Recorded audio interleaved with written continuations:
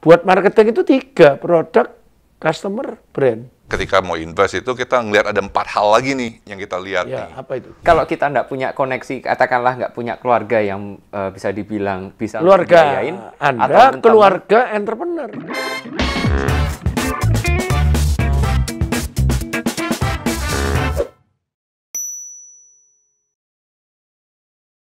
Selamat datang di Change the Game, Win the Game, podcast yang baru kita mulai. Saya diminta sebagai host dan Mas Kaisang Pangarep sebagai co-host. Kenapa? Saya incoming chairman Interconsult Small Business ICSB dunia yang mulai tahun 55 itu sudah dimulai di George Washington University dan nanti Juli sampai Juli tahun depan jadi chairman setahun. Nah, kenapa ini tidak dipakai untuk mengundang tamu-tamu yang hebat bersama Mas Kaisang yang dulunya UKM dan sekarang sudah kepingin untuk change the game-nya UKM di Indonesia untuk menambah yang bisa naik kelas. Itu kan utamanya di situ. Dan kali ini kita ngundang Mas Denny Uy Wirianto, saya sekenal lama, Chief Marketing Officer CDW Venture. Karena ada 4 kalangan yang mau diundang, 1 pengusaha, ini mewakili pengusaha. Karena tidak bisa change the game kalau tidak dibantu pengusaha. Betul. UKM ini kalau mau sendirian ini ya ada, tetapi step by step kalau mau cepat. Nah, kemudian pemerintah juga dengan kebijakannya, kemudian satu lagi kampus, peneliti, dan pembina. 4P ini adalah stakeholder-nya UKM, small business menurut ICSB dunia. Itu yang ada menjadi positioning daripada change the game, win the game ini. Nah, sekarang saya satu nih. Saya lebih ke Mas Denny juga. Sebetulnya kita ini orang awam, nggak ngerti. Kalau Mas Kaisang mungkin ngerti. Apa, Pak? Investor ini banyak kan, macam-macam. Ada namanya akselerator, ada inkubator, ada berapa macam, dan kira-kira bedanya apa sih, Mas? Pertama saya mau ngucapin terima kasih udah diundang ke acaranya, luar biasa. Bedanya sih ada beberapa ya. Kalau misalnya kita ngomong ada beberapa tipe dari investor, dari angel investor, inkubator, accelerator, venture capitalist, sama private equity. Nah, perbedaannya tuh rada tipis. Tapi kita lihat, put aside dulu angel investor. Biasanya itu kita ngelihat dari size, dari fundnya sendiri, dan juga kedua itu dari waktu. Nah, kalau inkubator biasanya itu mereka akan mementorkan dan menginvest, dan itu mereka akan tuntun terus sampai mereka tumbuh menjadi besar. Kalau yang satunya dibiarin. Kalau accelerator itu biasanya 3 bulan. Nah, contohnya ada beberapa perusahaan yang sangat ternama tuh kayak Plug and Play, itu mereka melakukan itu. Jadi selama 3 bulan mereka ngelakuin kelas kayak gitu, dan itu di intense training, dan habis itu mereka baru lulus. Nah, kalau private equity sama venture capital sedikit berbeda dalam hal tipe pemilihan perusahaannya. Kalau private equity itu adalah perusahaan yang udah exist, yang ibaratnya tapi belum ke public trading gitu. Jadi mereka biasanya menginvest kayak misalnya perusahaan, let's say perusahaan Mas Kaisang, kita invest, nah terus habis itu kita benerin, terus baru kita gedein lagi. Nah, kalau venture capital itu fokus on the future, scaling. Jadi perusahaan yang kecil itu mau dibesarkan menjadi 10 kali lipat, 20 kali lipat. Kalau private equity itu biasanya sekali atau 5 kali gitu. Nah, Mas Denny sendiri GDW Venture ini termasuk tipe yang mana? Venture capital kita. Dan kalau milih-milih UKM yang mau dibiayai, biasanya lihat apa sih utamanya? 1 apa, 2 apa, 3 apa? Wajah saya dulu. Well, sebenarnya gini sih. Semua industri itu pasti ada market size-nya ya. Itu nomor 1 udah pasti kita ngelihat study market size-nya. Nah, biasanya kalau secara general term-nya aja, itu kita melihat 4 hal dalam memilih perusahaan. 1 itu adalah timing. Timingnya tepat apa enggak ini perusahaan untuk di-invest atau di-scale it. Yang kedua itu adalah business model. Jadi bisnis modelnya dia akan menghasilkan uang apa tidak. Kalau kita bilangnya jualan kayak ternak kopi, menjual kopi, ya udah pasti orang akan beli kopi gitu loh. Tapi kalau misalnya ada perusahaan yang di mana kita mau melakukan komunitas, tapi kita akan nanya duitnya dari mana. Dan yang ketiga itu adalah people. Jadi dari timing, business model, and people. Who's the founders? Siapa nih orang ini? Dan yang keempat itu baru funding, karena yang itu yang paling terakhir. Funding itu bukan menentukan bisnisnya akan menjadi sukses atau enggak. 3 hal ini. Saya sering kali menemukan perusahaan atau membuat perusahaan terlalu early, yang akhirnya gagal. Gitu. Jadi sebenarnya tipe bisnis apapun itu sebenarnya bisa di funding juga kan? Udah pasti. Mau orang cuma jualan cilok gitu aja juga masih bisa juga kan? Bisa. Loh iya, karena kemarin ribut-ribut tuh Pak, yang masalah S-Doger 71M itu. Iya. Mas Gibran kan dapat funding. Ya? Tapi kan sebenarnya kan bukan masalah S-Dogernya kan, tapi di belakang itu emang S-Dogernya ini punya value gitu dari dari produknya, dari tadi people-nya juga kan, dan bisa make money juga gitu kan. Mungkin karena timingnya lagi ini kan kemarin Kopi Kenangan lagi diinvest, terus tiba-tiba semua orang rush ke dalam F&B. That's what is indicated the timing. Dan S-Doger ini mungkin nggak ada di dunia gitu. Cuma aja di Indonesia kan bisa di-scale ke seluruh dunia. Tapi F&B itu memang bagus ya. Ya, secara umum ya pada saat ini. People makan, people minum, jadi is everyday, karena daily habit ya, yang selalu repeat order. Cuma tahu, memang kalau sudah masuk di kulineri, industrinya bagus ya Mas Kaisang. Tapi kan competition-nya juga berat. Iya. Hampir semua masuk situ. Betul. Ya, kayak Itu gimana? Kopi banyak banget sekarang Mbak. Iya, Anda lihatnya gimana? Kalau saya ngeliat gini, Kompetisinya nggak dilihat? bukan begitu. Kompetisi udah pasti dilihat. Nah, yang kenapa juga salah satu kan kita ngelihat Kopi Kenangan, kebetulan juga co-foundernya saya kenal. Dan itu kenapa mereka bisa diinvest segitu banyak? Karena ya satu, pertanyaan adalah simple. Starbucks Indonesia siapa? Tidak ada. Yang berani berpikir secara visi untuk meng-scale satu Indonesia, seluruh Indonesia, dan berani mengkomit. Itu belum ada. Karena Starbucks mungkin terikat pada kaidah-kaidah dari pusat ya. Kalau ini founder kan startup ya, UKM ya terserah dia visinya mau kemana kan gitu. Dan sedikit berbeda rasa Pak. Jadi kalau Starbucks itu kan selalu kayak apa namanya everything but frappuccino lah ini lah. Nah kalau di gula, kalau di sini gula aren. Tapi sebelum ke situ, lah nanti kalau invest itu exitnya gimana nanti? Ada 2 cara, maksudnya kalau kita ya sebagai visi ya biasanya kalau saya kebetulan gini lah, kayak saya invest di perusahaan kayak marketplace gitu ya, carousel. Nah itu kita masuk dari seed, saya masuk dari seed, dari pas lagi valuasi 2 juta US. Pertama itu ya seed itu ya. Iya seed. Nah sekarang udah. Bukan angel itu ya, bukan angel itu ya. Lagi angel saya lagi itu. Angel, kalau pertama itu angel biasanya. Angel, jadi biasanya. tidak berharap balik gitu. Udahlah kasih aja. Ya, angel kan gitu. Angel kasihan biasanya. Ya gimana? Mesti klarifikasi supaya orang nggak rapi gitu. Itu namanya cap cip Pak ya. Balik lagi kita ngeliat 4 hal itu ya Pak ya, kalau timing segala. Dan kita kan ngelihat sebagai ketika mau invest itu kita ngelihat ada 4 hal lagi nih yang kita lihat Ya, nih. apa itu? Apakah membantu orang itu, perusahaan ini membantu orang untuk men-save money atau enggak? Itu nomor 1. Kalau bisa nge-save duit, save money, people will hop on the service. Number 2 itu can save time or not. Ya, kalau it can save time, people will buy it too. It can use it and can like make money or not. Number 3. That's the reason Gojek, Tokopedia, it become successful karena bisa bikin duit buat orang. Dan yang keempat ini, is it can gather the crowd or not, make it feel belonging. Kayak contohnya adalah Facebook, Instagram, TikTok. That's one of the big reason why they become successful.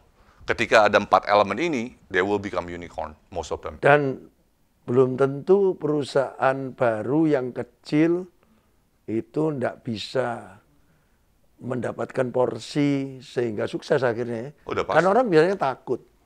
Sudah ada Facebook, ada Instagram, kenapa kok bikin TikTok gitu mamanya. Maaf ya, saya nyebut nama. Tapi buktinya TikTok berhasil sekarang, iya kan? Yeah. Nah, jadi memang ada peluang selalu, tapi di sinilah diperlukan entrepreneurship. Gimana? Mas Kaisang. Tapi gini, Anda di lapangan toh? Pak Hermawan, kalau TikTok kenapa bisa sukses ada mbak-mbak joget, Pak? Nah, Itu yang beda. nah ya dia Di Facebook nggak ada, Pak. dia mikir dulu Facebook kan nggak ada yang kayak gitu, Nggak ada Mas. yang joget kan, Pak? Makanya dia kalau dari case-nya, aku kan pakai case-nya TikTok di SBM ITB, kebetulan kita punya kerjasama sama SBM ITB 6 tahun. Ini case pertama TikTok. Aku pelajari betul-betul kenapa dia sukses. Padahal di Tiongkok itu dulu bukan satu-satunya, bertempur lama. Tapi dia udah lihat, ini yang short video sharing ini nggak ada ini. Sebenarnya ada, Pak, dulu. Namanya Vines. Iya fine, tapi nggak terkenal. Ya, nggak, karena mereka hanya 3 detik atau 5 detik aja. Ini loh, yang aku bilang konten innovation atau konteks innovation. Tidak harus konten innovation toh, tapi konteks innovationnya yang cara dia beli perusahaan di Amerika pertama kali itu yang membuat berani. Sedangkan yang di lain-lain nggak berani. Sampai akhirnya bisa membuat Vine itu terkubur. Iya toh? Nah, Mas Kaisang, Anda kan namanya pangarep gitu ya. Berharap gitu. Enggak, Perharapan. pengharap itu bukan berharap, Pak. Oh, Pengharap apa itu itu? terdepan, Pak. Bukan berharap, Pak. Apa itu? Oh, Terdepan. Oh, terdepan Pengharap malah. itu singkatan, Pak. Paling ngarep. Iya, Ngarep depan. waduh. Salah nih, Pak, Maaf, briefingnya. aku dulu zaman, maaf ini kalau Pak Jokowi sebelum jadi gubernur malah ngomong sama saya, nama anak saya itu beda-beda. Raka Buming, Pangarep, memang pernah diajari ini, Iya. cuma gak ngerti. Aku tadi tanya sebelum rekaman ini, apa Pangarep pengharapan katanya? Yang Apa ini? diharapkan orang tua, Pak. Yang Oh, diharapkan orang tua iya, juga. Tapi kok dari saya yang paling terdepan. Jadi namanya aneh-aneh, tapi kan harus menunjukkan kalau aku personal branding itu namanya Pangarep itu kudu di depan terus. Nah, Anda sekarang game changer of UKM Indonesia. Kenyataan UKM Indonesia itu ada berapa juta yang mau naik kelas yang diharapkan oleh pemerintah naik kelas. Apa ya?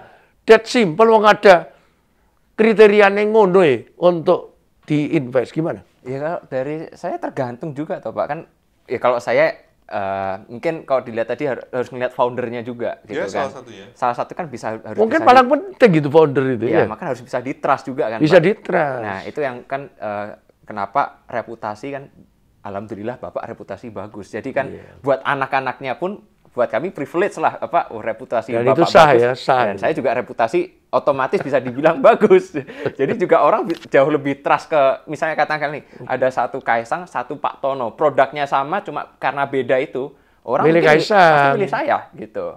Itu juga mungkin kan salah satu apa faktor aja cuma salah satu, tapi kan nggak selalu kan. Ya, masa visi mau cuma ngeliat ini anaknya siapa terus Jadi ini semua. perlu kehadiran visi ini untuk supaya change the game dari UKM. Ya kalau saya mau gimana pun saya tetap perlu. Karena kan saya kan juga ada salah satu apa namanya produk saya namanya Mangkokku. Kan di tempatnya Pak Hermawan kan sering beli kan. Nah itu juga Kadang-kadang beli aku. oh, kok kadang-kadang saya tahunya seminggu sekali loh Pak. Enggak kadang-kadang itu Pak seminggu Ini orang sekali. marketing asli. Itu seminggu sekali Pak. Seminggu Gimana? sekali kan lumayan buat ini kontribusi saya. Nah itu kami pun juga ada visi yang masuk gitu. Kemarin kita juga nawarin ke GDP, nggak tahu lupa saya masuk apa nggak ya kemarin ya. Saya juga kurang tahu. Iya, kayak kemarin juga kami juga approach ke GDP untuk round yang ketiga gitu. Ya mau gimana pun yang kami inginkan. Jadi kalau Anda ke GDP itu round 3 sudah Anda. Udah round Kelasnya ini sudah bukan seat lagi. Sudah. bukan seat lagi di kelas udah ketiga. Jadi lebih gede mestinya. Yang A Pak, udah yang A gitu. Karena kalau kami butuhnya adalah growth hack-nya. Kan kalau dapat pendanaan kami bisa bisa buka outlet jauh lebih banyak dengan speed yang lebih cepat lagi. Sebenarnya bisa kami dengan profit, tapi kan dengan profit juga pasti Slow. takes time-nya juga gitu. Yang dimana namanya F&B timing itu paling penting. Katakanlah kami hari ini viral, belum tentu dalam 2 minggu lagi kami bisa melakukan apa yang kami lakukan. Iya, 2 momentum minggu yang itu lalu. hilang. Nah, momentumnya itu hilang gitu. Kenapa? Waktu itu kami ngambil venture capital juga gitu. Jadi Itu memang penting, Pak.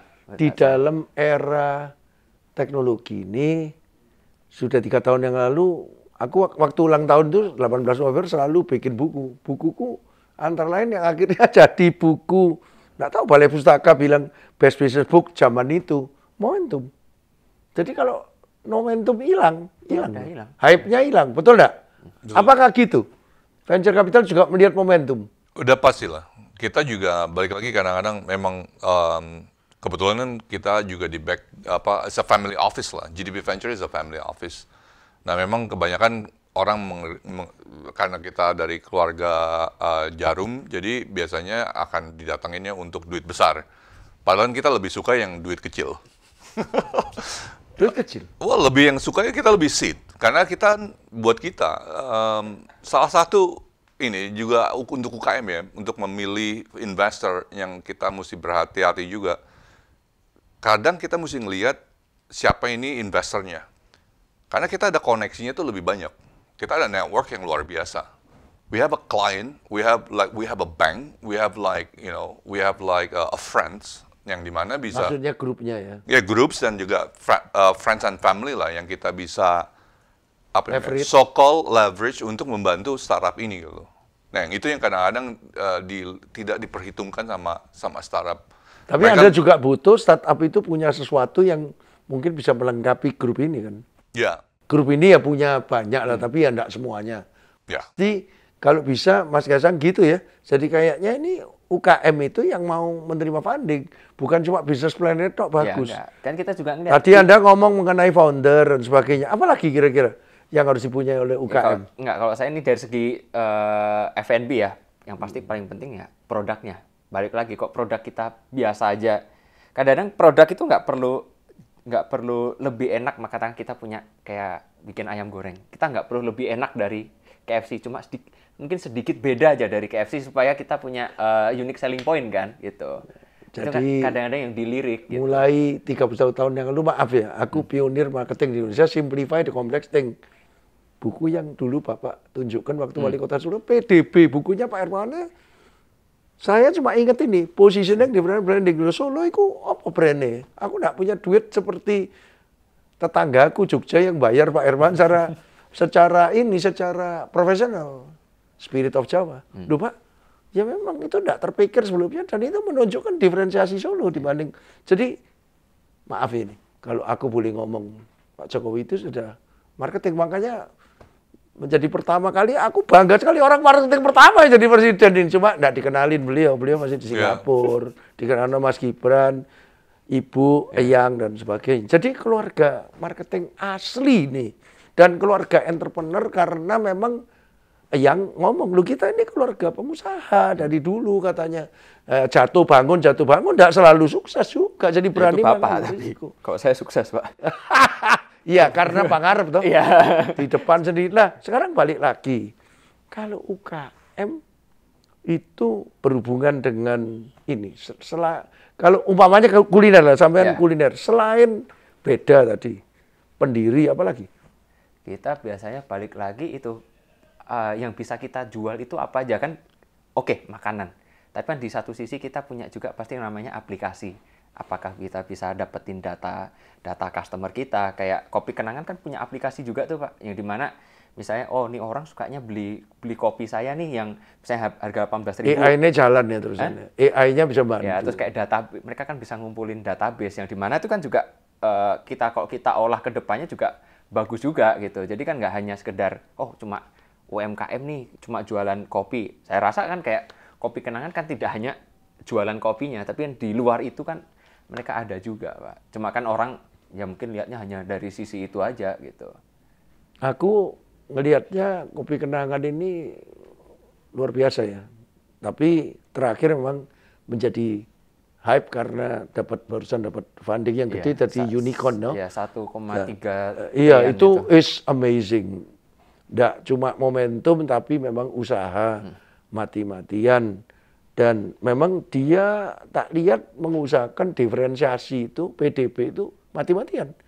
Bukan cuma rasanya tok mungkin, tetapi mulai dari kecil aja sehingga orang mau buka itu ya nggak usah mahal-mahal kan. Kalau Starbucks kan mesti gede, Toby's Estate kan mesti gede. Ya Toby's Estate berhasil membedakan lagi diri dari Starbucks. Aku kan di Kokas jadi saben hari jalan pagi lihat ini Toby's Estate, Starbucks punya pasar sendiri. Kami kan di depan. Ada lagi Janji Jiwa ya. Nah, jadi masing-masing UKM yang mau mendapat pendanaan yang which is sangat penting itu memang harus memikirkan diferensiasi termasuk mengelola customer-nya. Ya. Kan buat saya, Pak Denny, correct me if I'm wrong, buat marketing itu 3, produk, customer, brand. Produk harus unik, tapi customer mesti dikelola. Nah, akhirnya brandnya ini. Nah, benar Pak, karena dari database itu kita tahu, oh yang suka beli 18.000 jauh lebih banyak daripada yang harga 30.000. Dari situ kan kita bisa ngolah datanya. Balik lagi buat marketing, Pak. AI. Ya. Jadi cuman aku sih ngelihatnya bahwa sekarang ini banyak orang tergantung daripada AI. Padahal yang lebih penting technology for humanity. Ya. Jadi maaf ini buku saya sama Kotler itu kan sudah berapa tahun? 23 tahun aku buku ke-9 itu best business book di Soundview Amerika, online reviewer. Itu teknologi for humanity. Karena mungkin jarang orang nulis teknologi, biasanya digital marketing. Nah, kita humanity-nya. Rasa, convenient, melee, kalau bisa value for money, itu kan di humanity. Sekarang peranan humanity ini gimana menurut? Oh, pasti penting lah. Di dalam suatu bisnis yang Anda mau funding. Apa lihat teknologi ini tok bagus? Well, salah satu kalau saya boleh quote dari si Cynthia ya, lagi co-foundernya si Kopi Kenangan. Salah satu keberhasilan mereka itu mereka membuat nama yang nyeleneh sehingga memang mereka targetin orang-orang kantoran dan orang-orang kantoran muda-muda seperti yang ada di sini nih. Dan boleh tahu enggak dulu dapat kenangan dari mana kalau sudah gali dari Cynthia? Cuma ini aja, mereka cuma bercanda dan mereka maksudnya come up with the name of it like yang Kopi Kenangan mereka buat, terus mereka bikin satu produk namanya Kopi Mantan. Itu yang membuat itu ternyata relevan dan resonans kepada manusia yang dimana office worker yang biasanya ingat sama mantan. Apa Pak? Kenapa harus giniin saya Pak? Loh, saya juga Pak. Aku kan single, jadi tidak ada urusan nek mantan-mantan. Semua mantan. Lah makanya karena single berarti iya. mantan Pak. Iya. Itu. Mending minum dulu aja Pak daripada keinget nanti. Ya, jadi sebenarnya untuk membuat UKM disukai oleh venture capital itu orang berpikir ada aku pitching, tapi ribuan yang pitching itu. Ya venture capitalnya enggak ngawur-ngawur, bukan pemerintah tuh venture capital itu, kan pengusaha yang mikir kapan duitku balik, mesti ada exit-nya. Betul. Pada satu betul. Kalau saya boleh tambahin tadi ya, sebenarnya kalau kita sebagai venture capital, kita akan lebih suka kepada company yang mengerti consumer-nya, yang sangat mengerti consumer-nya. Jadi AI, semua teknologi itu diciptakan untuk membantu manusia untuk mengerti manusia. Dan itu mengaccelerate kita untuk melakukan marketing. Pada ini ujungnya kan memarketkan produk. Either mau itu advertising, either itu adalah teknologi AI, itu buat melayani manusia untuk mengerti manusia. Jadi brand yang mengerti customer-nya sebagai human toh? Ya. Bukan customer sebagai mesin toh? Dan karena juga, akhirnya at the end of the day balik lagi Pak. Manusia. Ya, manusia. Tapi juga balik lagi manusia di dalam perusahaannya itu mesti percaya kalau itu yang mereka pegang teguh. Karena kadang-kadang perusahaan itu bilang mereka brandnya adalah mereka sangat percaya dengan kemanusiaan, tapi kalau CEO or the team not grasping on it, it will go down. I like it so much. Jadi kalau Philip Kotler sekarang bilang brand activism. Jadi brand itu mesti jadi aktivis yang memperjuangkan sesuatu. Nggak usah memperjuangkan semua lah. SDG 17 prinsip ya apa caranya diperjuangkan. Salah satu aja atau dua, tapi lakukan dengan sungguh-sungguh. Sehingga orang kerasa gitu. Maupun produknya merasa bahwa ini kok nggak ada produk lain melakukan sentuhan kenangan gitu kan. Sekarang Kopi Kenangan. Tapi ada juga orang yang menyentuh brandnya sudah masuk ya nggak jadi-jadi. Kenapa itu? Karena dapat venture capital atau gimana? Well, mungkin the timingnya sih Pak. Kebanyakan kan ada yang Me Too ya. Ini masalah timing. Either kita keduluan atau kita yang ke-10. Gitu. Yang ke-10 udah ya venture capital ya. Tapi founder itu mesti berani ya. Pertama mesti modalin dulu duit family and friends gitu sebelum ini kan untuk menunjukkan usahanya paling enggak. Nanti kalau sudah mentok baru dia datang, ini loh, aku sudah mengusahakan kayak gini, tapi hasilnya progresnya kayak gini. Masuk gitu. Gimana Mas Kaisang? Ya, kalau nggak punya keluarga, nggak punya yang modalin, terus gimana Pak? Bingung juga. Aku nggak pernah bisa menang ngomong sama Mas Kaisang. Nah, iya, Pangarep soalnya pangarep tuh. Iya kan, makanya kan tadi kalau kita nggak punya koneksi, katakanlah nggak punya keluarga yang bisa dibilang bisa Keluarga biayain, Anda keluarga entrepreneur. Jadi darahnya sudah entrepreneurship sudah ada. Jadi aku lihat lebih gampang, bukan berarti Benar. entrepreneur is not born. Ya. Itu is made. Ya memang bisa dibikin, tapi kalau keluarga itu sudah keluarga entrepreneur, lebih gampang. Betul. Lebih gampang. Itu yang Mas Kaisang sentuh sih benar sih, karena nggak semua orang itu bisa menjadi pengusaha dan menjadi sukses ya, karena ya salah satu keterbatasan financial itu gitu, dan network, dan makanya saya sangat impress kalau ada orang yang keluar dari lingkaran itu. Aku dulu staf khusus Menteri KUKM 5 tahun, zaman 2014-2019. Keluhan itu banyak dari UKM, nggak ada modal. Nah itu Pak. Nah minta modal, tapi dikasih modal. Banyak yang nggak balik terus terang ya. Itu konsepnya udah salah dulu Pak. Padahal padahal yang harus diperjuangkan kan diferensiasi, usaha, macam-macam supaya baru minta ini. Jadi maaf loh, aku lihatnya sebagai ICSP. Pembinaan mereka itu harus beda. Ya, kalau saya ngelihatnya kayak itu kayaknya lebih kayak ke dana hibah Pak. Ini saya kasih ya nggak mungkin balik Pak. Nggak bakal balik. Nggak akan Pak, nggak akan balik. Kalau kita ngelihat ini mesti dirubah dari sistem edukasi sama sistem keluarga ya Pak ya. Jadi kalau ini observasi aja, ini personal pribadi opinion. Ketika orang menjadi sukses dalam satu keluarga besar kita ngomong, let's say kita bilang Mas Kaisang yang paling sukses dari satu keluarga. Itu pasti menjadi tulang punggung semua orang termasuk temannya. Jadi ada yang datengin Mas Kaisang untuk ketika Mas Kaisang berhasil dalam melakukan bisnis, pasti ada yang datang minta duit, pinjam duit. Iya. That actually drag down the entrepreneurship. A lot of people ketika kita ahead dipinjemin sama teman, dipinjemin sama keluarga. Dan yang nggak dibayar lagi, ya boro-boro. Ditagih ya galakan mereka gitu. Nah, itu yang menjadi hurdle. Kenapa? Karena kalau kita tidak meminjami, itu dipunish society. Jadi dibilang, wah sombong lah, pelit lah. Malah kita yang dicap menjadi yang bad guy-nya. Padahal mereka lagi berusaha untuk melakukan bisnis. Dan juga balik lagi, juga banyak orang juga yang ketika mereka sukses, barusan saya baca nih mengenai tentang Atomic Habits. They talk about like instant reward, hal yang jelek, bad habit, itu selalu memberikan instant reward. Kayak contohnya adalah merokok, misalnya gitu. Merokok itu ya Instant habit ya. In right now is instant reward karena untuk membuat stress relief.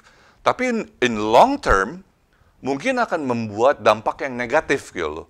Nah, balik juga kalau kita ngelakuin yang good habits, itu biasanya itu kebalikan daripada yang bad habits. Nah, jadi kebanyakan itu kita kadang-kadang yang punya uang baru dapat nih sukses. Misalnya, wah berhasil nih restoran saya. Langsung beli mobil. Langsung beli motor. Langsung, atau kadang-kadang ya punya istri lagi. Gitu loh.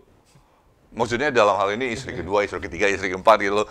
Which is nggak masalah. Kalau misalnya bisa mengatur, tapi kadang-kadang ya... Itu bukan kadang-kadang, pasti itu. Jadi lebih besar pengeluaran daripada pendapatan akhirnya gitu. Itu yang sering terjadi yang membuat UKM atau perusahaan atau pengusaha itu nggak bisa menjadi scale. Salahnya sendiri sebenarnya. Sebenarnya kadang-kadang ya kita kasih reward untuk diri sendiri ya nggak masalah kan sebenarnya. Cuma kadang-kadang terlalu berlebihan gitu. Iya. Kadang-kadang misalnya kita punya 1M nih. I like it. Yang kita beli adalah mobil BMW yang harusnya katakanlah kita pakainya Brio atau Agya aja gitu. Yang sebenarnya fungsinya kan sama kan? Betul. Walaupun dari tampilannya aja beda. Yang nengokin ceweknya beda, Pak. Kalau misalnya yang nyetir Pak Irfan gitu. Ya aku gak ada yang lihat. Ada, orang Pak. Sudah hampir 75 gini. Nek sampean ya ditelok wong akeh. Saya kira tadi 35 loh, Pak. Asik. Inilah cuma pakaian gini, tapi kan menunjang brand dalam negeri dan sebagainya ya. Jadi Pak tampilan gini supaya mengimbangi. Tapi nggak bisa sih Pak. Nggak bisa ya? Nggak bisa sih Pak. Nggak bisa sih Pak. Ya.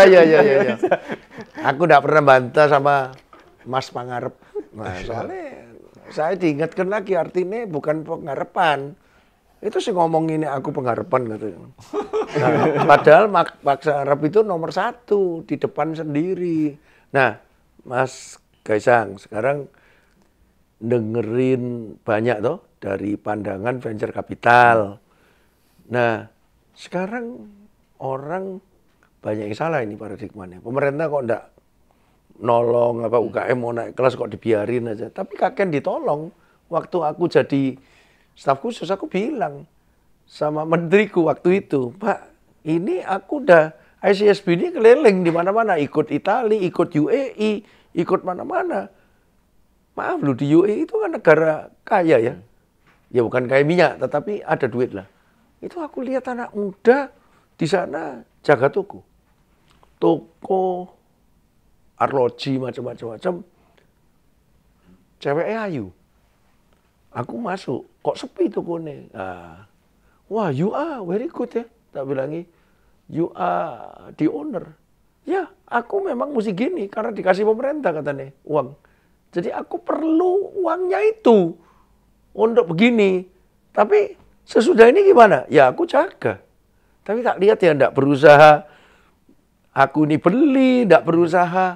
Apa ya coba gitu aja malah sama ceweknya kayak gini. Anda lihat gimana kenyataan di lapangan UKM kita? Masalah mindset sih Pak. Kalau misalnya katakanlah kita dapat dana hibah dari katakanlah pemerintah, itu kan udah kayak dikasih. Jadi kita tidak ada effort yang mau ngembalikin, walaupun sebenarnya nggak perlu ngembalikin. Bukan gitu. dana hibah tok loh, banyak yang penyaluran-penyaluran itu juga merasa, ini giliranku yang UKM, yang besar-besar juga banyak yang nggak diapa-apain kok, ini guluranku. Ya, karena mindset itu yang jadi salah. Karena dulu saya udah pernah ceritain Bapak tuh kayak dulu banget, waktu masih jadi pengusaha kan juga dapat pinjaman dana.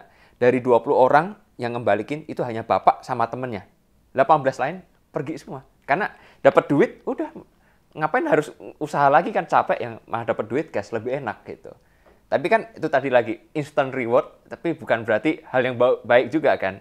Ya kita ya harusnya berusaha dulu ya, nanti walaupun rewardnya masih jauh. Nah sekarang dari tidak dapat pendanaan toh untuk supaya naik kelas lah, supaya lebih banyak tokonya, lebih banyak depotnya, lebih banyak apanya, atau menambah produk baru, menambah apa. Tadi kan produk customer brand yang paling penting produknya itu bisa memuaskan customer sebagai human, ya toh, terus bisa menjangkau orang lebih banyak apa enggak gitu.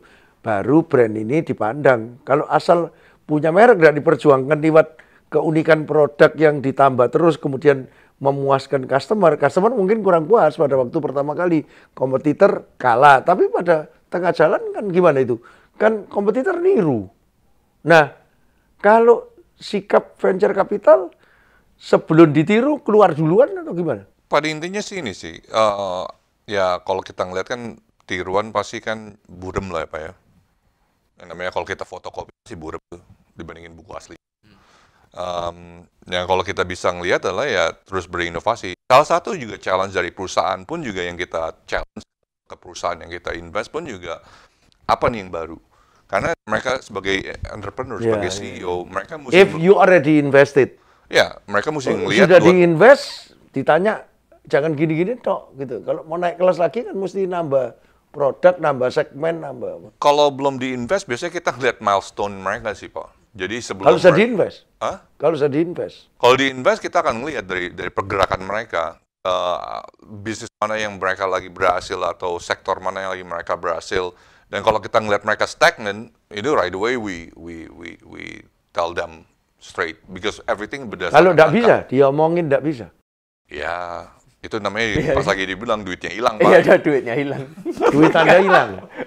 Well, kadang-kadang ya ada yang ya gitu. Dari presentasi pengalaman GD Venture, Mungkin berapa bisa. persen yang jadi unicorn? Wah, mungkin saya nggak bisa ngomong dari perusahaan kalau saya lah ya, Pak ya, perusahaan GDP lah ya. Ya secara keseluruhan. Susah, Pak, karena kadang-kadang kita ada yang beli yang udah unicorn. Oh ya, belinya udah jadi unicorn dibeli. Iya, susah, Pak. Yang dari kecil deh, berarti yang dari kecil. Yang dari kecil. Yang jadi unicorn ada beberapa kita invest gitu loh. Jadi mungkin dari seri A, seri B, seri C gitu, ada yang beberapa yang masuk ke dalam Nasdaq, ada yang masuk ke dalam apa namanya? GDP mau beli dari pasar kayak pasar capital pasar. Mau. Kalau dari pasar enggak, kita malah justru kan kita invest di perusahaan, misalnya kayak contohnya kita, well, at least yang saya bisa ngomong ini kan secara pribadi ya, kadang-kadang saya take along apa ya. Jadi kadang kita invest di perusahaan di luar, lewat fund misalnya. Nah itu biasanya kita melihat fundnya, apakah mereka bagus apa enggak, cara memilih. Nah kita invest di salah satunya itu yang kita masukin, apa namanya, itu misalnya contohnya kayak 88 Rising misalnya. Nah itu kita lihat dari seed sampai sekarang dia udah seri D. Dan itu they starting going to showing the unicorn, gitu loh, become a unicorn candidate. Nah itu ada beberapa perusahaan kayak gitu. Dan kalau dibilang masuk kayak unicorn, ya kita juga ikutan di Gojek, tapi kan nggak dibilang, ya nggak tahu berapa banyak ya. Ada beberapa sih Pak. Tapi dihitung berapa persentage-nya, dikit. Nggak banyak, nggak bukan yang sekali invest 10-10-nya jadi unicorn. Oh saya nggak di sini Pak, ngomongnya Pak. Bapak saya undang di Paris Pak. Kalau udah 10-10-nya itu, enggak Pak. Mungkin dari 10, Tapi nol. UKM itu enggak sangat berharap punya cita-cita jadi unicorn itu enggak ya. Pokoknya dapat funding, seneng sudah. Ya nggak gitu juga Gampang sih. puas, enggak Ya, gitu. nggak juga sih, Pak. Lihat-lihat startup, Ya lihat-lihat pasti juga. ya kita juga pengennya tumbuh terus kan, walaupun kita juga sebagai manusia cuma makan 3 kali sehari, tapi kan ya perusahaan harus gede. Itu apalagi- kalau the real Ngajak makan entrepreneur. siapa? ya Loh, tapi kalau yang coba-coba jadi entrepreneur, profesional jadi entrepreneur, karena dipecat dari perusahaannya terus mau jadi UKM, karena seksi UKM itu. Dapat pendanaan ini, Ya, kan pendanaan, dapat hibah ini, dapat bantuan training gratis, opo-opo, pembinaan dinas apa, kan ini belum tentu semangat perjuangan. Sedangkan the real entrepreneur itu jatuh bangun. Iya, tapi kan tadi karena mindsetnya udah salah dulu Pak. Ngelihat enaknya, itu udah salah toh sebenarnya. Karena ngelihat ini Nah, enaknya. aku lihatnya maaf ya, staf khusus dulu aku ngelihat, waduh, problem kita ada di situ, mental revolution itu. Harus lebih banyak yang punya the real entrepreneur. Jujurnya Pak ya, kita ngelihat sebagai UKM itu, kenapa mereka stay sampai UKM? Karena mereka nggak mampu untuk menjadi perusahaan besar. Kalau mereka udah mampu, mereka nggak akan stay di dalam UKM. Karena itu tergantung, baik lagi tergantung dari diri orangnya sendiri. Ketika mereka baru punya, apakah mereka bisa disiplin dalam financially? Apakah mereka bisa disiplin dalam memacu pekerjaan mereka atau Biasanya bisnisnya antara mereka? lain uang perusahaan sama uang keluarga itu kan dicampur Iya, di awal-awal ya. Benar itu. Saya juga pernah nemu namanya ini Pak. Saya orang jualan sate rame banget. Harusnya bisa dan itu enak. Tapi orangnya saya mau motong 3 ayam sehari aja udah capek. Itu juga mental juga Iya. itu. Mental. Balik lagi. Kasihan kalau kayak gitu. Jadi makanya aku enggak tahu ya, banyak problem sebetulnya kalau UKM naik kelas, tidak semudah Ya. slogan yang diucapkan. Ya Ya. faktornya kan banyak Pak sebenarnya. Betul. Jadi makanya apa ya? Kalau di ICSB itu ada 4P itu pemerintah jangan dibiarin sendirian. Ada pengusaha-pengusaha yang bukan cuma lihat venture capital, bisa lewat CSR, bisa lewat sebagai brand aktivis dan sebagainya. Ya toh? Nah, dia mesti membantu. Juga peneliti di kampus itu kan harus meneliti kayak gini-gini. Tugasnya apa? Meneliti sesuatu yang praktis-praktis, disebarkan ke stakeholder dan juga pembina. Ini pembina coach yang di lapangan, inkubator dan sebagainya kan. Ya, tapi GD Venture punya pembina. Ya ada kita Pak, namanya Merah Putih Inkubator. Itu ya kita ngasilin ada beberapa perusahaan kayak yang saat ini perusahaan under mereka itu ada Clue, ada Agate, ada apa namanya? Ada beberapa lah, ada puluhan juga mereka. Mas Kaisang melihat pembina itu perlu funding toh atau pembinaan? Enggak, kalau dari saya pribadi yang pernah mendapatkan funding, kayak kita sebenarnya dikasih duit seneng, tapi di satu sisi kok cuma dikasih duit aja tanpa ada pengarahan. Ini loh arahnya harus ke sini. Namanya kita UMKM kadang-kadang kan belok dikit. Kadang-kadang waktu belok dikit beloknya kebanyakan. Padahal kalau belum mayoritas sebetulnya tidak boleh mengarahkan loh. Sebenarnya mengarahkan, kita juga pasti sebagai pengusaha tahu lah Pak, namanya mengarahkan yang baik atau yang mau menjatuhkan si yang didanai. Lagi masa mau mendanai terus nggak ini Pak, mau menjatuhkan. Jadi sebaiknya sebetulnya Ventura itu memang mesti ada pembinaan ya. Ya itu kan balik lagi ke venture capitalnya. Kalau dari saya sebagai posisi UMKM, jauh lebih senang bukan hanya sekedar dikasih duit, tapi diarahkan. Tapi kebanyakan gimana di lapangan? Kalau yang saya ada yang dapat kebanyakan dapat duit, nggak usah dibina. Kalau yang saya rasakan hanya ditaruhin duit aja, Pak. Seneng mereka ya? Ya seneng. Karena bingung juga kali mau nasihatin apa karena presiden. Aduh. Nanti dimarahin orang lagi ya. Mau dimarahin hilang. Bercanda. Jadi Anda ini nggak gampang Mas Kaisang. Apa? Ya, posisi kayak gini. Nggak gampang. Banyak gini komentar macam-macam ya. Tapi salah. kan yang penting kan kalau Anda mau change the game dari UKM, nah ini sudah mulai masuk kesimpulan ya, hari ini supaya ada pelajarannya di kita. Tiap episode mesti ada pelajarannya. Kalau aku bilang, yang paling penting itu entrepreneurship. Entrepreneurship itu harus ada. Jadi pembinaan-pembinaan, kalau diminta sekian persen untuk jadi serial entrepreneur, banyak UKM yang yang belum jadi serial entrepreneur. Serial entrepreneur itu enggak gampang. Bisa lihat opportunity, bisa kerja sama-sama orang, bisa ngambil risiko dengan perhitungan tentunya. Tapi kedua, ngerti marketing juga. Positioning di branding itu PDB itu yang Bapak pernah ngomong waktu wali kota Solo itu, The Spirit of Jawa itu. Marketing. Nah, kalau Mas Kaisang sendiri mau nambahin apa lagi? Kesimpulan dari hari ini. Mental, Pak. Mental. Kita mental, tadi balik lagi sebagai entrepreneur itu harus ada. Tadi harus ngambil resiko. Walaupun harus tetap dihitung ya, nggak bisa asal ya high risk, high return juga. Tapi kan kok misalnya saya katakanlah bukan anaknya siapa-siapa, hanya kayak ya anaknya siapa gitu terserah. Kan kalau kita gagal belum tentu kita bisa bangun lagi gitu. Makanya kadang-kadang mental itu kalau saya sebagai anaknya Bapak, mental saya udah kebentuk dulu Pak. Satu sebagai anak entrepreneur. Iya, Satu. dan tangguh. Jadi saya pun gagal masih berani untuk coba lagi. Nah di satu sisi saya juga ada Bapak masih bisa nge-backup saya. Jadi keberanian saya jauh lebih besar lagi gitu. Sudah siap kalau pada satu ketika nggak bisa backup lagi? Ya mau nggak mau Pak, karena namanya orang tua kan nggak selalu ada di sisinya anak kan Pak. Ada suatu ketika pasti juga udah sendiri-sendiri semua. Saya masih gitu. ingat yang itu dulu cerita, lo anak saya ini, ya maksudnya Bapak. Ya. Itu kalau sudah maunya apa itu sudah, wah luar biasa itu. Ya banyak sih ceritanya, 1, 2, 3, aku kan 2 hari wawancara keluarga sebagai majalah marketing yang pertama nulis keluarga. Pak Jokowi bilang kalau saya kalah gimana lo? Enggak apa-apa Pak. Bapak runner up paling dah. Aku ya, tapi kan 2 orang doang Pak. Aku ya iso ngelucu loh. Bukan Pak, tapi runner up juga kalah Pak, itu hitungannya. Loh ya Pak, enggak apa-apa. Aku bangga sebagai orang marketing ada orang yang berani masuk the game gitu.